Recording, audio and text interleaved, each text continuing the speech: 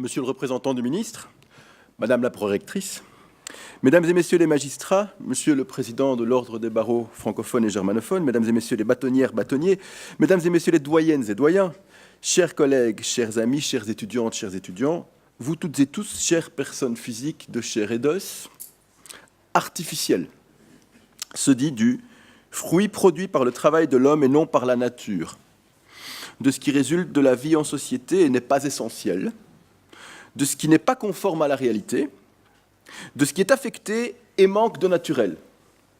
J'arrête ici les citations du Larousse et vous pose la question, chers amis, acteurs ou à tout le moins sujets de droit en pleine mutation, est-ce bien là l'intelligence artificielle qui s'annonce avec force majuscule sur l'affiche du très beau colloque qu'il m'est donné d'introduire ce matin? Est-ce là le nouveau vecteur, est-ce là le nouveau ferment du droit qui, pour l'heure, sur la même affiche, est réduit à sa condition la plus minuscule? Poser la question, c'est dans mon humble cas s'abstenir d'y répondre. Il est du ressort des intelligences expertes, et tout ce qu'il y a de plus naturel, celle-là, qui se succéderont à cette tribune tout au long de la journée, de jalonner la réflexion vers l'opinion que chacune et chacun d'entre vous doit, dès aujourd'hui, se faire sur les profondes transformations du savoir, de l'humain et de la justice qui sont à l'œuvre. Pour l'heure, les questions à se poser se présentent avec une apparence un peu plus légère, un peu plus facétieuse, un peu plus prosaïque. C'est selon, y a-t-il un pilote dans le véhicule autonome connecté? Quelles responsabilités sont le cas échéant encourues du chef de l'usage de tels engins? Ou devrait-on plutôt parler, j'hallucine, du comportement fautif, je cite, de la personne électronique automobile enfantée par le Parlement européen en sa résolution du 16 février 2017 concernant les recommandations à la Commission sur les règles de droit civil sur la robotique. Cher professeur Stroel, Philippe Dubuisson, mes chers amis Alain, Denis, Bernard, lorsque vous m'avez proposé il y a quelques mois de dire quelques mots à l'entame de ce beau débat public sur ces questions, je me suis dit, tout en acceptant bien sûr avec enthousiasme de le faire, avec quoi vous venez, comme on dit à Bruxelles? Je sortais alors d'une lecture passionnante d'ailleurs de l'ouvrage Transhumanisme de notre collègue Xavier Dijon. Et j'en sortais renforcé dans ce qu'il appelle, à juste titre, et ce qu'il vit très profondément comme du bioconservatisme. Mais là, c'est très personnel.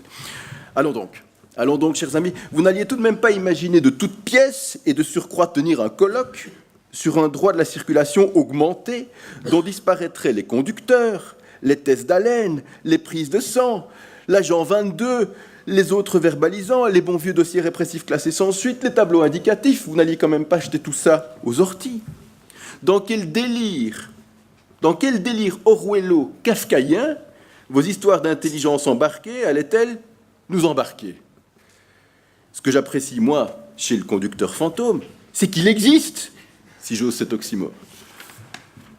Mais ça, c'était avant. Et puis, comme vous tous, le 18 mars dernier, j'ai vu cette vidéo prise par une caméra, elle aussi embarquée dans un véhicule Uber en Arizona. La fiction n'est plus. Nightmares came true. Les faits étaient là, dans toute leur crudité, dans leur épouvantable réalité. Les faits sont là, qui saisissent le droit et le juriste. Je laissais alors mon intelligence superficielle vagabonder, revenant sur ce drame qui vous sera montré, image après image, séquence après séquence. Cette personne assoupie, puis effrayée, devrait-elle être tenue pour conductrice? Ne serait-elle pas à tout le moins gardienne de cette chose connectée à l'autonomie viciée? Occupant la place de mort, l'a-t-elle donnée? Cette malheureuse cycliste, quant à elle, perdrait-elle son statut d'usagère faible? L'imprudence qu'elle a commise en traversant subrepticement cette route passante dans un noir d'encre devrait-elle ipso facto être tenue pour inexcusable au seul motif que son comportement aurait déjoué les superbes algorithmes qui tiennent lieu de cerveau ou de raison à son tueur électronique? Et bien d'autres questions que nos orateurs de la matinée aborderont, j'en suis sûr. Mais encore faudra-t-il ensuite que sur ces mêmes questions, un jour, il y ait instruction, plaidoirie, expertise et surtout jugement. Quel avocat, quel expert pour se frayer un chemin au cœur des big data? Et si tant est que la figure juridictionnelle survive à la transition numérique, qui, quel juge pour asséner, valider, cautionner ou au contraire renverser, démentir les prédictions jurisprudentielles des machines à métadonnées juridiques? Et qui pour contrôler la fiabilité de ces machines? Peut-on parler d'intelligence artificielle équitable? L'éthique n'est-elle pas ontologiquement le propre des personnes? Nous en saurons plus cet après-midi. Le professeur Troel vous l'a annoncé. J'aurai quant à moi le plaisir de rester parmi vous, car artificialité bien ordonnée commence par soi-même. C'est un de mes clones qui fait cours actuellement dans le local d'à côté sous forme d'hologramme. Et c'est un autre clone qui, sous la forme d'un MOOC, enseigne d'autres étudiants au même moment. Alors avant, et plus sérieusement, de regagner ma vraie place, celle des apprenants, j'aimerais adresser en tant que président de cet institut mes plus vifs remerciements, tout d'abord aux orateurs, aux oratrices qui nous ont rejoints, au Centre de recherche interdisciplinaire en droit économique et social, au Centre de droit privé, à vous tous, Bernard, Denis, Alain, à avocat.be, au bâtonnier Jean-Pierre Beuil, et un petit merci particulier aux chevilles ouvrières sans qui rien ne serait jamais pour ces colloques, Ariane Robben, Enguerrand Maric, pour la logistique et le bel accueil qui vous sont réservés.